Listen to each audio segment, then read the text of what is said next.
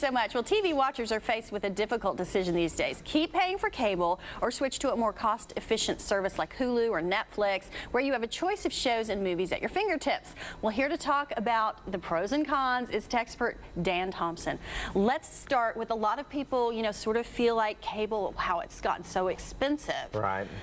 What are the alternatives you want to talk about today? Yeah, so there's a couple of things to think about. First and foremost are the local channels, right? It seems like a lot of people, myself included, you want to ditch cable, but you don't want to miss out on the local news or just the, the local programming. Absolutely not. Right, I know, right? I mean, come on, Dan. We are on local TV after all. But so what you can do is Knoxville has a plethora of HD over-the-air channels, so you can get an antenna.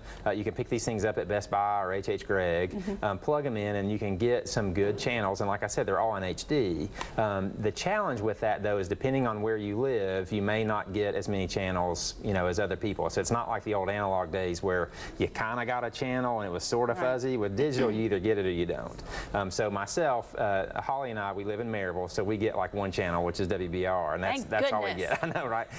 So that is an option. The next thing that you can do, once you've kind of nailed down the local channels, is you can get a device like this. So this is the Roku, and what this guy does is it hooks to the internet and then allows you to play a plethora of programming that's available on the internet.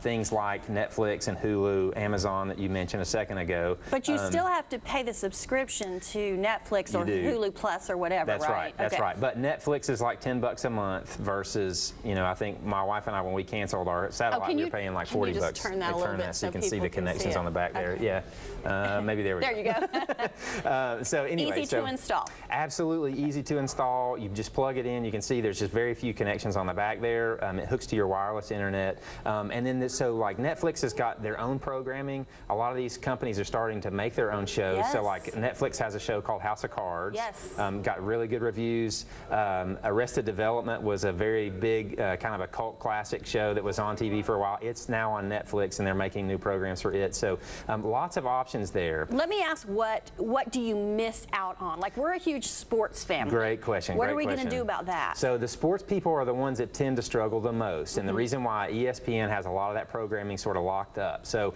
if you're into baseball, you're good. If you're into hockey, you're good. But if football's your thing, you're going to struggle. ESPN3, which is online streaming, you can get, but it's kind of limited. I think UT has maybe 1 or 2 games a year that's on ESPN3. So you're going to struggle. If you're a big sports fan, you may have to keep cable. So I guess the important thing is to know what's important to you and do your research. That's exactly right. All right, Dan, this is very interesting. Yeah, Thank thanks you a so lot. much. Just make sure you get those local channels, folks. You're watching Mornings with Fox 43. We'll be right back after this with much more.